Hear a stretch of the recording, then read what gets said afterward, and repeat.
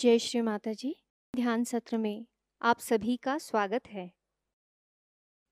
चित्त को सहस्त्रार पर रखते हुए हम बंधन लेंगे।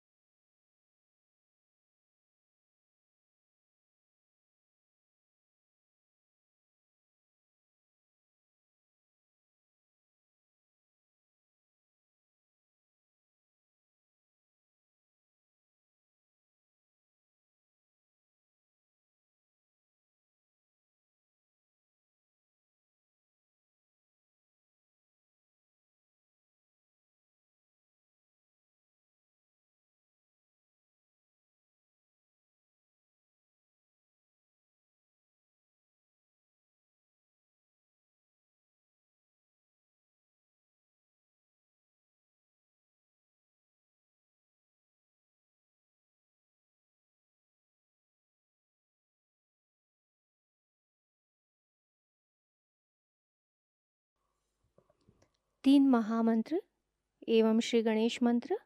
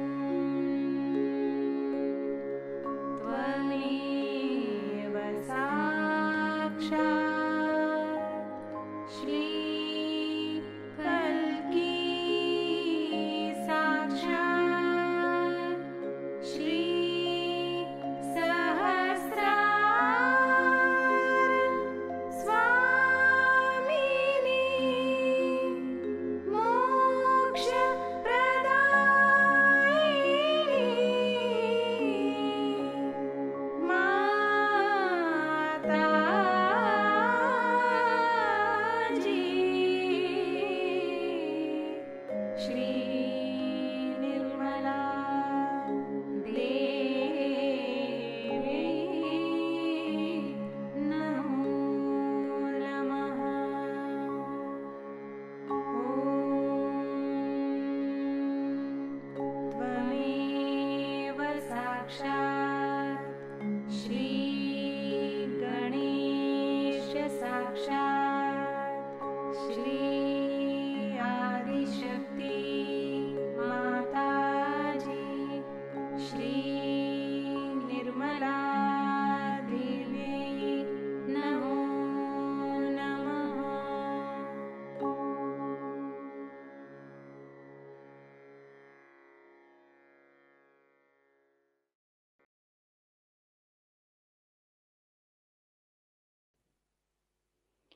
थोड़ी देर ध्यान की इसी अवस्था में बैठेंगे।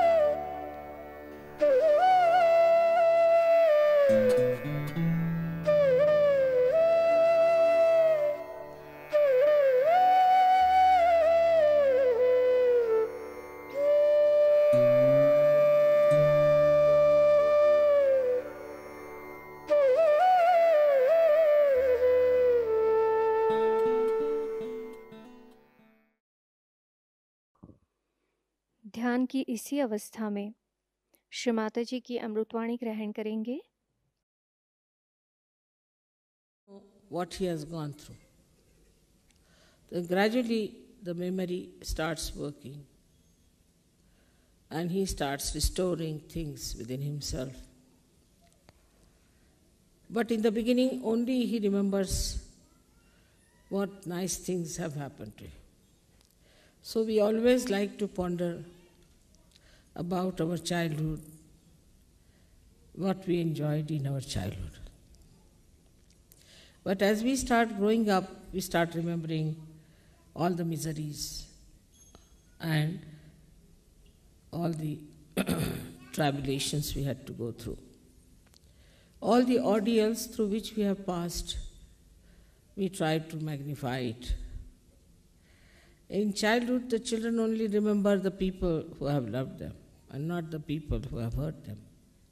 They don't want to remember, perhaps. It looks like that. But when they grow up, they only try to remember those people who have harmed them or have troubled them.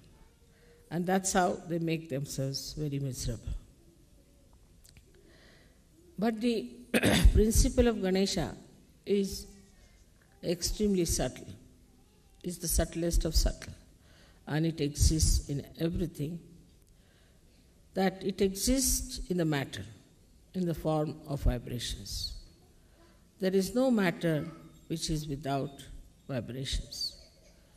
It has vibrations which are seen even in the atoms and also in the molecules of all matter that is existing. So Shri Ganesha is the first one who was established in the matter as well. As a result, we can see he exists in the sun, he exists in the moon, he exists in the whole universe, in the whole creation, and he continues to exist in human beings also. Only the human beings have capacity to some or other cover up the innocence. Otherwise, animals are innocent. Human beings have the freedom. If they want, they can cover up their innocence. They can shut down the doors of Sri Ganesha and say that he does not exist. They can cloud it. And that is why we find among human beings that they are doing so many horrible things, avoiding the existence of Sri Ganesha. But he acts.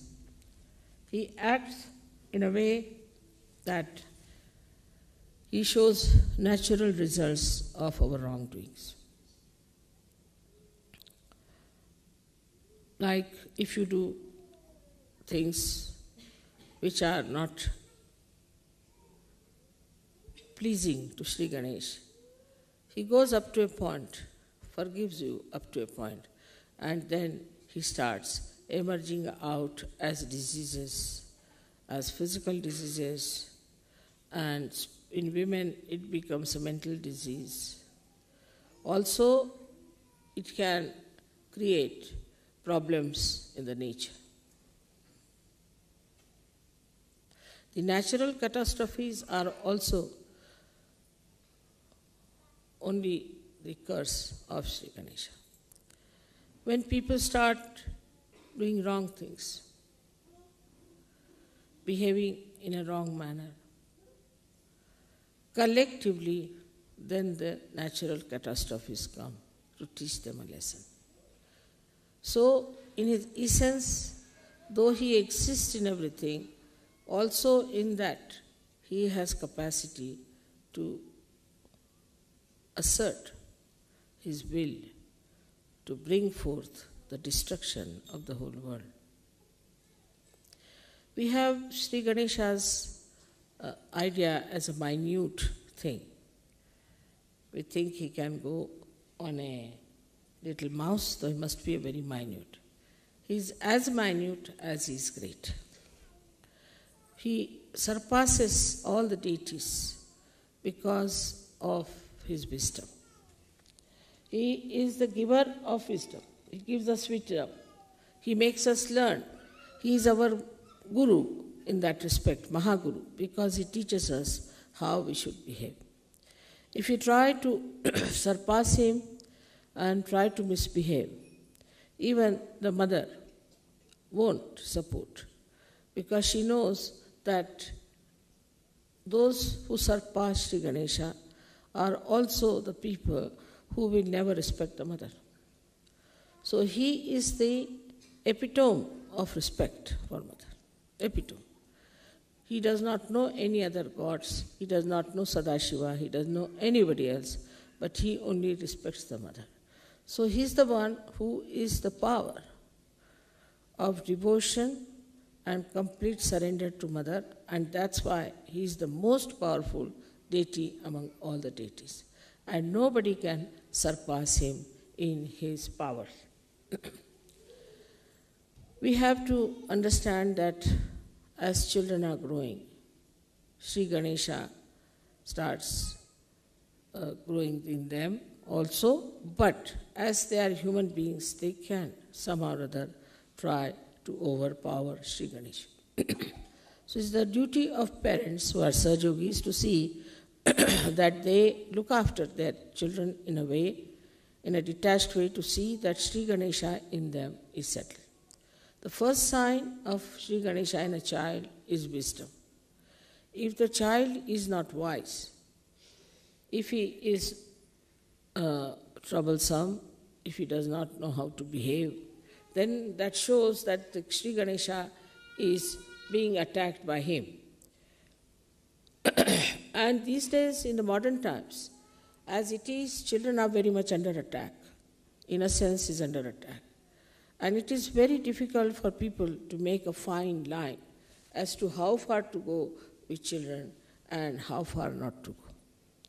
Today's lecture would be more concerning about how far to go with Sri Ganesha as far as children are concerned, because that's a very important point. Because he is the giver of wisdom. So the parents must understand that if he is the giver of wisdom, there should be wisdom within me. And if I have the wisdom, then I have the balance. And I don't lose tempers with children, but I try to correct them in such a manner that they get corrected. On the contrary, if you try to be very harsh with your children, they might react and they might go astray. Or you try to restrict them too much, then also they will behave in the same manner. So one thing is to be taught to your own children, as Shri Ganesha himself does, that respect your mother. Your mother means your holy mother and your own mother. That is very important. If the father doesn't make the child respect the mother, the child can never be all right, because the authority comes from the father, no doubt, but mother must be respected. But for that, it is very important that mother must respect the father. So in the presence of children, if you start fighting with each other, misbehaving, and talking in a manner that is not proper, also will have a very bad effect on the Ganesha Tattva of the child. This upbringing is a very important thing in Sahajayoga, because by God's grace, you all have got realized children. So you must know how far to go with your children, to make them wiser, to be moral, to be righteous. First thing is that you should try to preserve their wisdom. If they say something wise, you must appreciate. But they should not also say out of place, out of grace. So the misbehavior is also not to be tolerated, in the sense that whatever is wisdom within has to be expressed outside as light. Now we go further with it to see how far Sri Ganesha acts. As I said, in the subtlest of subtlest he exists, but you have to awaken him. For example, you have seen the water which is vibrated. Means what? Vibrated means the Ganesha Tattva is being enlightened in that water. So when that water goes into your stomach or into your eyes or wherever you want to put it, it acts. Acts in a way that it excites the Ganesha Tattva into anything that you put it. Now you have seen we have got miracles of agriculture to begin with. Miracles of agriculture is such that people are amazed. But it's very simple. Once you start exciting the Ganesh principle into the seed, it becomes 10 times, sometimes 100 times. Even the Mother Earth, which we think to be something dead, can be vibrated. Supposing you Sahajogis walk bare feet on the ground, the Mother Earth gets vibrated. Such Mother Earth will act on the trees, on the grass, on the flowers, on the everything. As it is, the Sahajogis have been telling me that in their ashrams, all the flowers that grow are out of size and very fragrant. Like daisies never had fragrance in London or in England, never. Now the daisy size was so small, it has become so big, and you see them everywhere, so fragrant. And it is a miracle the first time when I told somebody that the daisies have fragrance, they couldn't believe it. And when they saw the fragrance, they were surprised. In the same way, Ganesha Tattva understand things, organizes, works out. If it is awakened, if it is not, it is sleeping, then it does not. So it acts, it works out.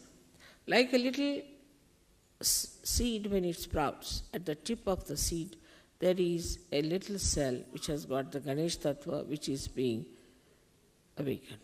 So it knows how to go down, how to go around a stone, and how to embed itself, and how to reach the source of water. but it has only the sense how far to go to exist, how far to go to nourish yourself on a very material plane, how to allow the tree to grow.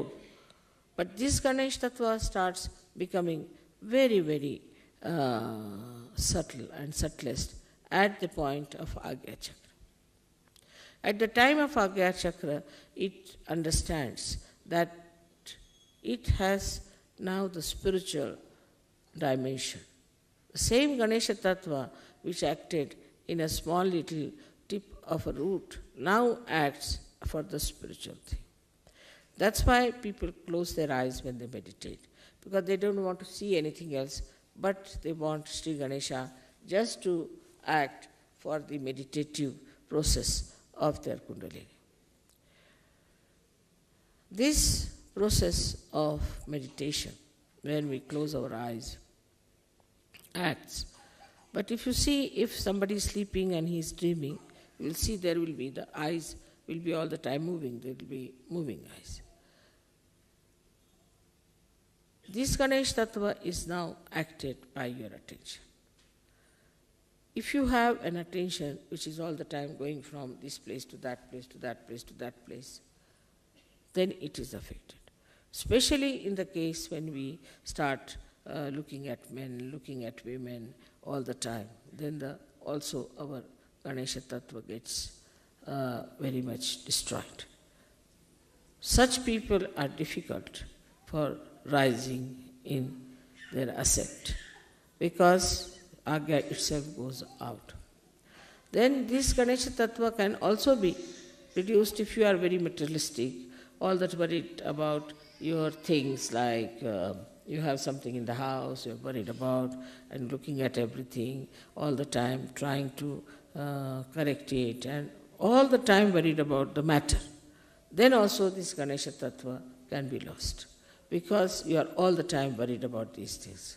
Like we are going to the shop and we are seeing everything, what is there, what should I buy, what should I buy. Like that also, if you do too much, it will be. But supposing you are buying something out of beauty, for beauty. You want to buy something for beautifying your house. That means you are trying to do something to please others. You are doing it to make others very happy. Then it acts the other way now. Then it increases your ascent. But if it is done only to create a kind of a joy for others, sharing of the beauty of whatever you have bought or you have taken.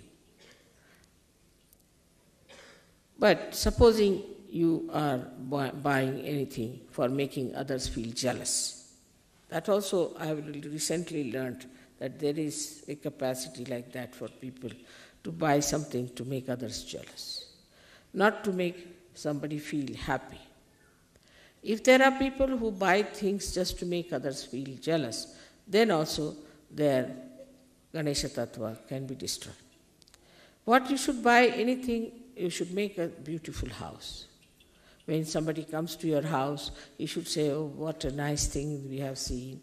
Not attachment to the thing, but attachment to the thing, how people feel, how they feel nice and relaxed, and they feel their Sri Ganesha within them, which is beauty. When this feeling comes in, then we should say there's Ganesh Tattva.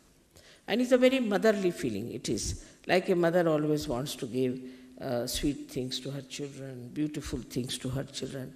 In the same way, in that you have that Vatsalya, as it's called, is the feeling of the mother for the child. That subtle feeling you have, that people have come to my house, now see how they are happy, they are enjoying this, and they are appreciating it. In that way, you also satisfy a very great Ganesha principle, is that you have taken note of the artists.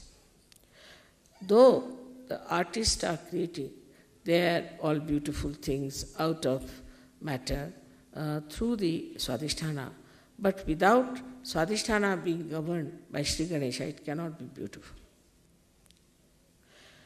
These days, as you see, the artists are taking to all sort of grotesque things and very immoral things. And these things are of no eternal value.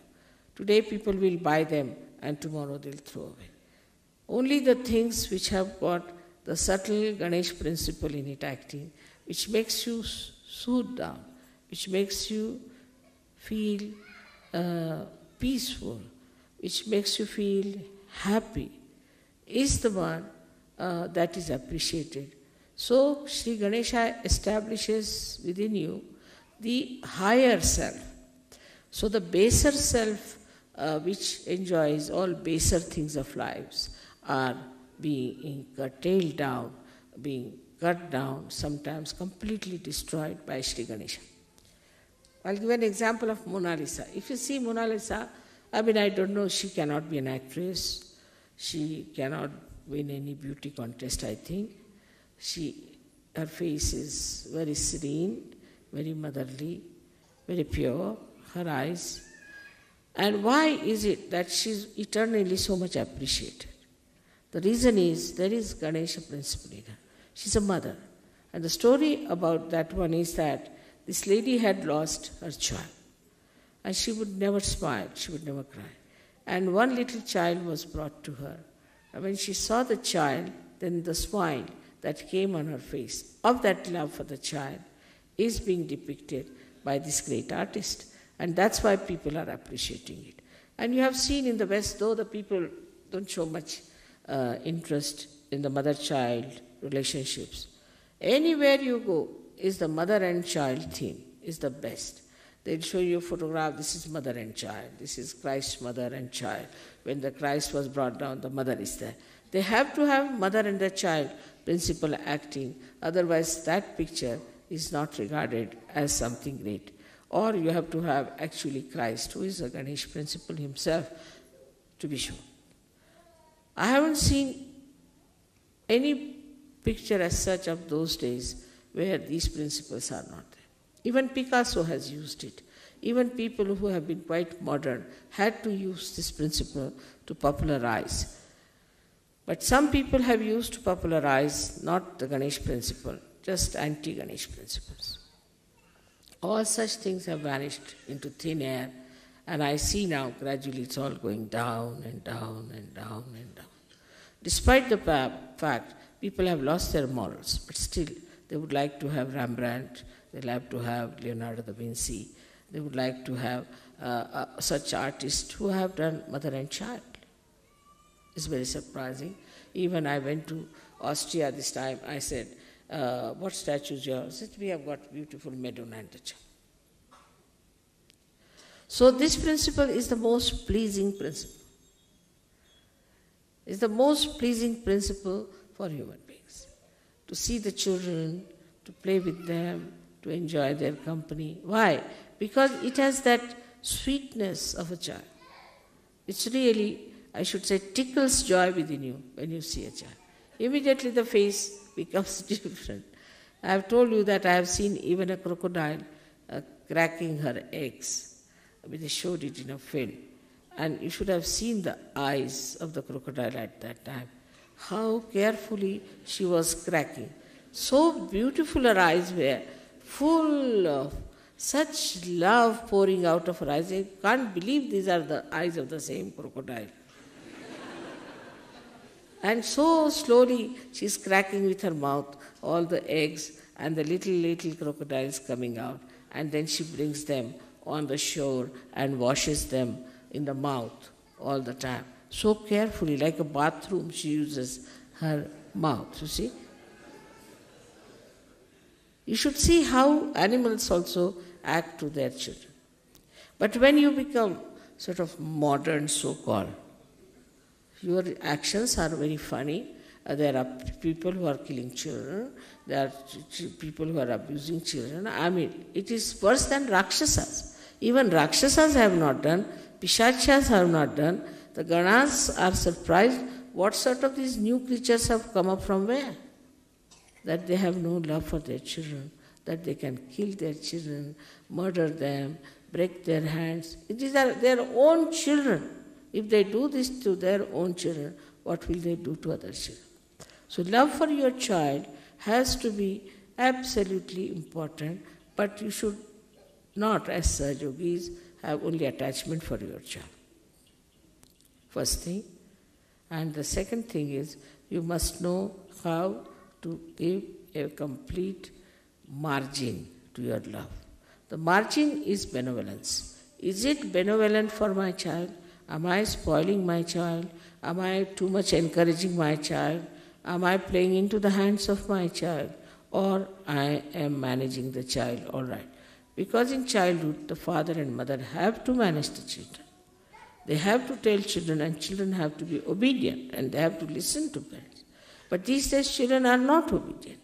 They are not, because they find that the parents among themselves are not obedient to each other. Also, they find the society such that where children go on pestering the parents, so they also become like that. But doesn't matter. You are Sahajogis, so you should bring up your children who should be obedient, who should be wise, who should be sensible, with the same love that the crocodile has for her little crocodiles. Now, when we come to the subtler side of Ganesha Tattva, that is, it expresses in our eyes. When I see some things, I see it as a joy-giving thing, just joy-giving. And if I want to buy something, then I think, all right, I can buy it for a certain person, he will like it. Because I'll know what they like. So I'll buy that thing for that person. Or else, if I'm buying something for my family, I think the same. Like I've built a house now, where I'm going to put all the things, the presents you have given, with like a museum. And I'm going to ask all the villagers to come and see it. Because they have never seen such things. They can't travel to Switzerland, leave alone England. So we have to, I'm thinking of making that house in such a manner that these villagers who have never seen beautiful things should come and see. In India, it's not a case very much with the simple people to have jealousies. Only the new materialistic people have developed this habit of jealousy. But otherwise, they will always say, what a nice thing, how beautiful it is, how they are. Like you were singing songs about Sahajayoga in Pune. Actually, you have really picked up very well, I must say. But there were masters of this music sitting there watching you singing. They were the masters of drama and play very well-known artists in India. And then they said that where you went to see their play also in Pune, if you remember. So they offered me, Mother, that we want to celebrate your birthday. I said, it's very difficult because you'll be so far away. No, we'll come. The whole night they traveled. And the whole day practically. They came about 5 o'clock, imagine. They finished their drama about, say, 3 o'clock or 4 o'clock, and then they traveled all the day. Arrived at about 5 o'clock from somewhere called Belgaum. And 6:30 was the program, so they were all dressed up, came. And what a comparing they did. They said we were ashamed. We used to think that we Maharashtrians are very good at music, very good at talas and this, but we were ashamed the way these foreigners sang our music so well. We cannot sing like them. Their music, we cannot sing, while they sang our music. And we were all very much ashamed and embarrassed. How could they sing so well? And the appreciation was so great that I was myself embarrassed, the way they were saying how it has happened to these people. What is their guru have done? What have they done to these people that they can sing so well? So the appreciation and the whole thing enamored. We have a tape of that, I think. Audio tape, I don't know if you have video tape or not. But if you have, please get it. It's very interesting the way they appreciated my children, the way they were singing. And to them, I felt in their saying and all that, because they are such masters and so developed in the way they were appreciating, as if they were appreciating children singing something great. See, in that the report was that of a very sweet report of Vatsalya, is the feeling of motherliness. that look at these children are singing so well. It's happened with many people I've seen when some artist came, as you know, that when they saw you people appreciating and singing, they had the same feeling. How could these children, how could these people sing so well? How did they know so well? I mean, all that beautiful feeling and all that appreciation created such a nice atmosphere. As we had some very great artists, and how they appreciated you.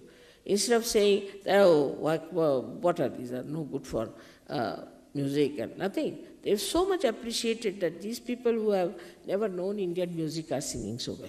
So in that appreciation also, that fatherliness, that motherliness was there, that vatsalya was there, and the situation was so beautiful. Even, say, when a person like Ravi Shankar has to play with Yehudi Menuhin. Yehudi Menuhin is a child before him.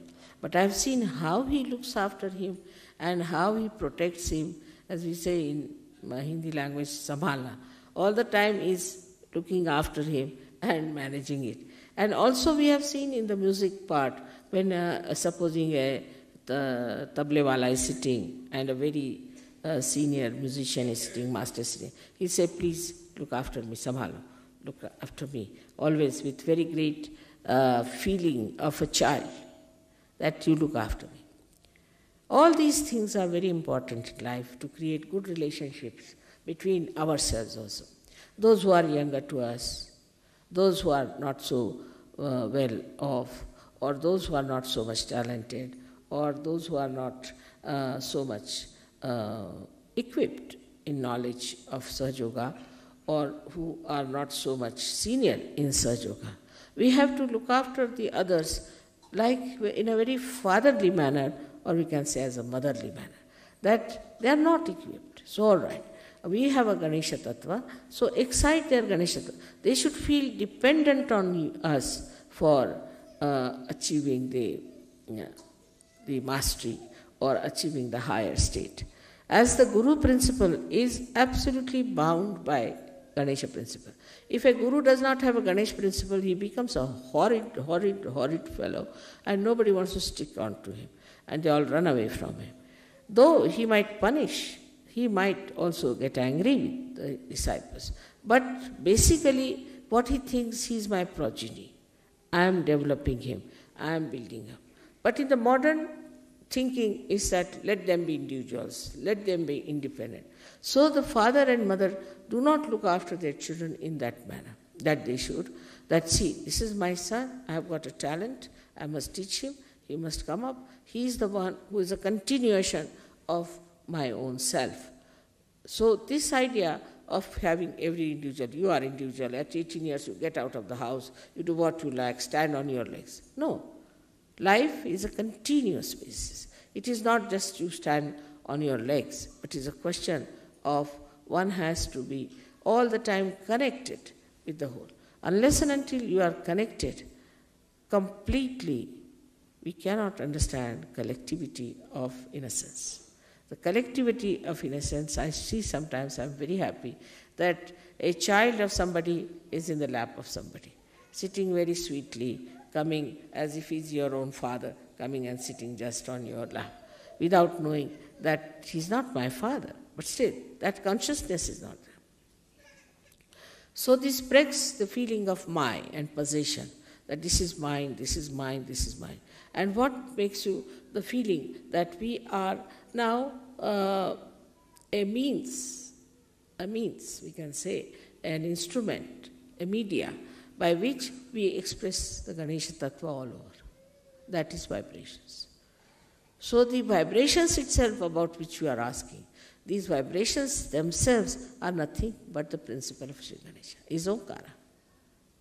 And when it is, then what is it? That feeling, as I told you, the vatsalya, the feeling of love between a child and a mother. That feeling, it is the one that is vibrations between the child and the mother. The distance between the two is vibrations. And that's what one has to feel. That he is a child still, and there's the mother, and mother is bringing the child, giving all the powers to the child, bringing up, loving the child, understanding the limitations of the child, looking after, all that, all the sweetness, all the wisdom of the child to be appreciated. That is vibrations. And if you see the subtle side of this, it's not my child. This is not only a limited thing, because it is eternal. It's everywhere. So you cannot have it. In everything you do, I have seen people, the way they handle things in the West. We Indians have to learn also from them. What's happening? So we have to accept for them what is the way to handle also beautiful things, how to look after beautiful things, how to manage beautiful relationships. See, you shouldn't be harsh, you shouldn't be unkind, you shouldn't say things which are insulting to others so that the relationships are broken. So all the relationships that are between human beings and God are through the Ganesha principle. So when it becomes the relationship between you and God, then there are vibrations.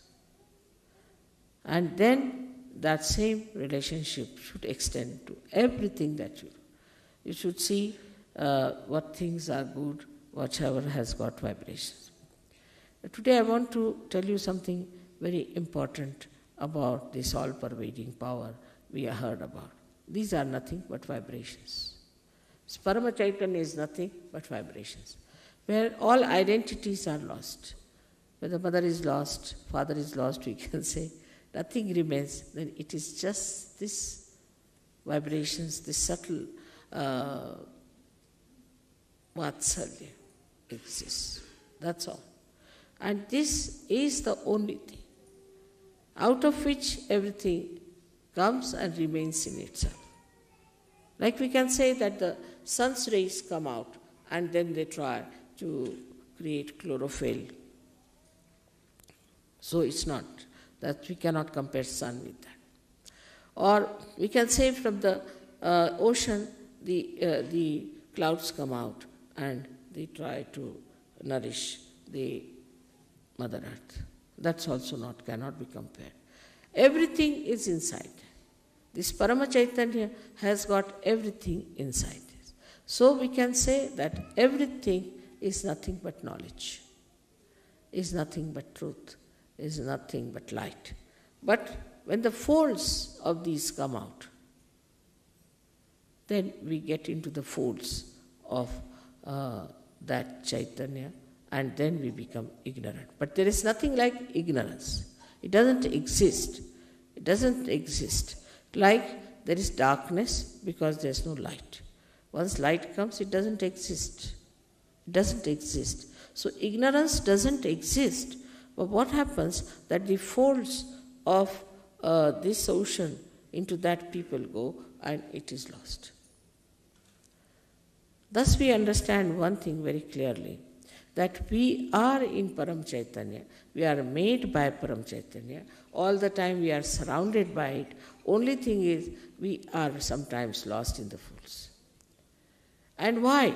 Why we are lost in the folds is because of our own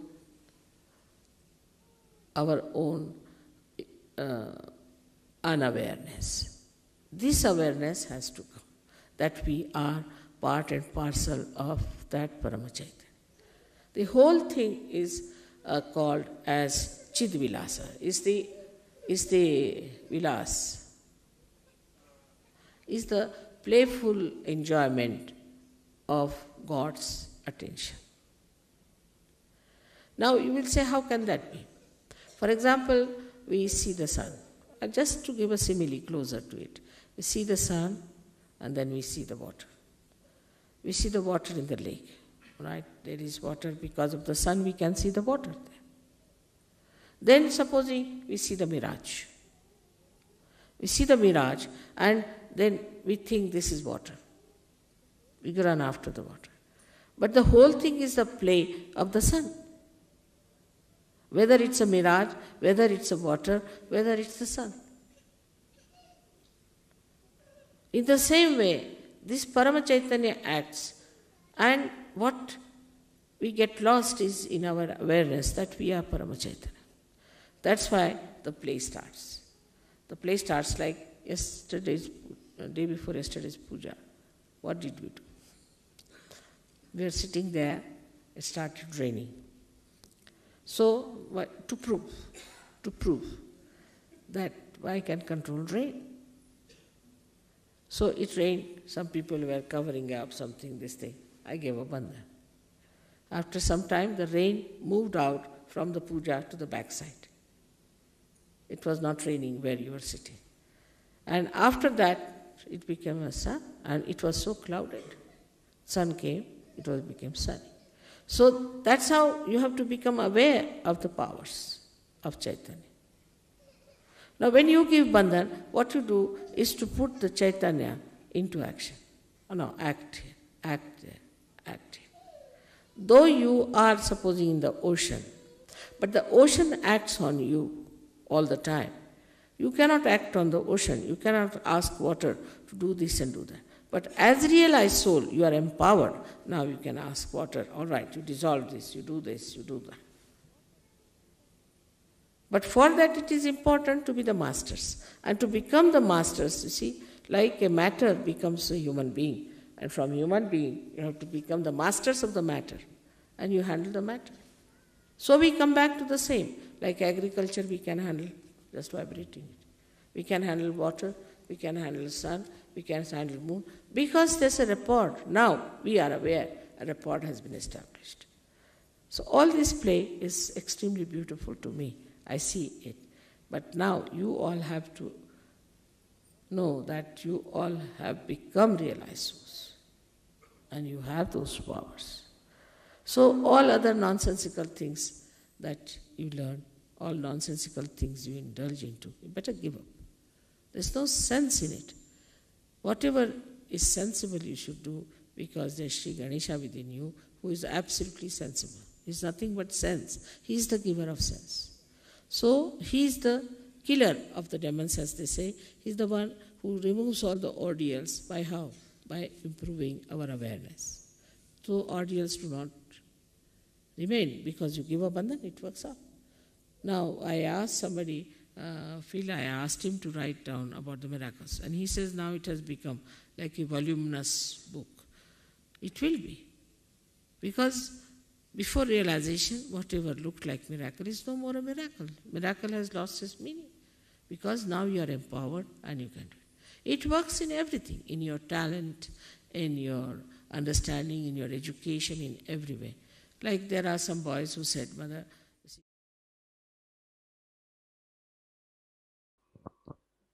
थोड़ी देर ध्यान की इसी अवस्था में निःशब्द ध्यान में बैठेंगे।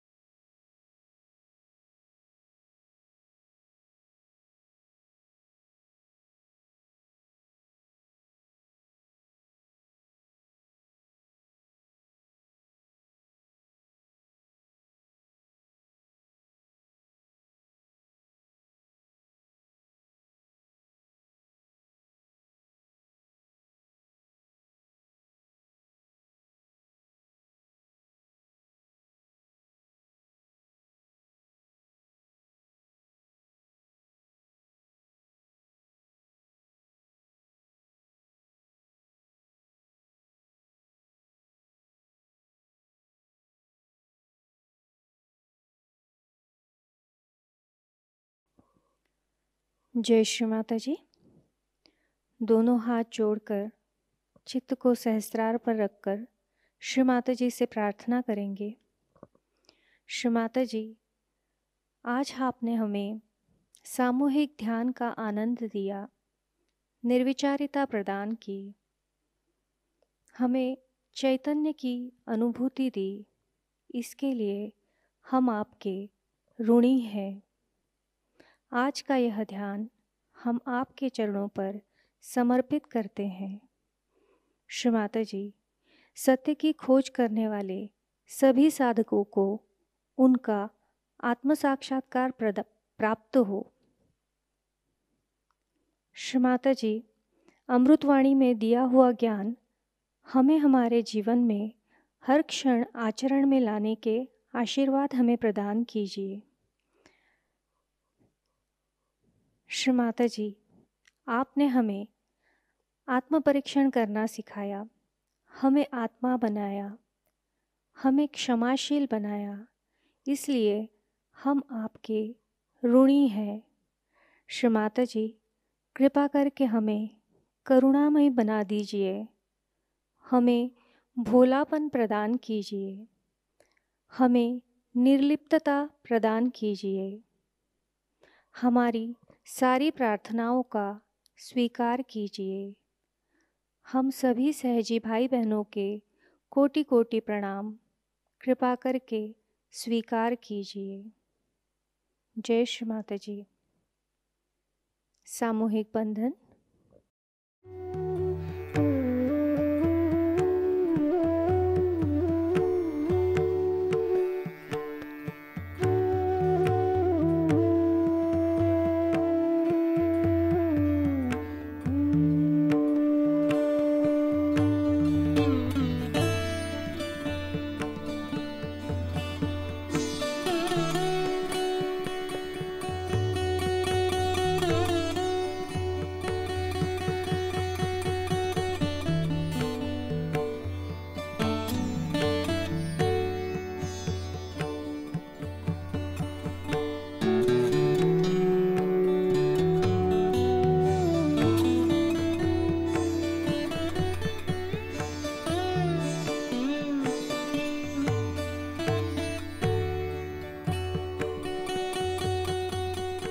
जय श्री माता जी।